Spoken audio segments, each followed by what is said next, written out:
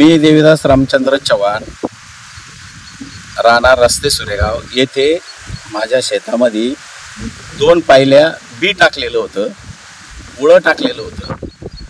तर ते साधारण 21-22 दिवसाचं रोप झालं होतं आणि ते साधारण 15 दिवसात लावणी येणारं रोप एकदम अचानक अशी वेळ आली. त्याच्यावर थोडंसं पाणी भरल्यामुळं का सर्व माझ्या शेतीच्या अख्ख्या रोपाचं वाटोळं झालं आहे. एक ठोम नाही राहिला. कोणीतरी अज्ञात इस्माने, माझा इथं एक संशयच आहे का अज्ञात इस्माने त्याच्यावर काहीतरी फवारणी केली म्हणा, का त्याच्यावर कुठलं तरी औषध मारलं किंवा पाणी भरताना विहिरीत पाणी सोडलं, असं काहीतरी माझा एक संशय आहे. आणि अशी प्रत्येकावर वेळ अशी कोणत्या शेतकऱ्यावर येऊ नये.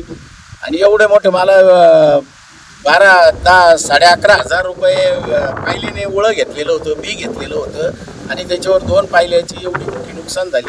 तर माझी बाजरी सोंगायला आलेली, बाजरी सोंगताना परत मला एवढाच खर्च परत येणार आहे. तर शेतकऱ्यांनी पेलवायचा कसा? कांद्याची परिस्थिती याशी चालू आहे, लागवडीचा खर्च पेलवत नाही. सर्व करत असताना शेतकऱ्याची खूप मोठी हानी होती आहे. तरी पण शेतकरी लढतोय शेवटपर्यंत. पण आज परिस्थितीच्या मानाने वाईट परिस्थिती माझ्यावरती.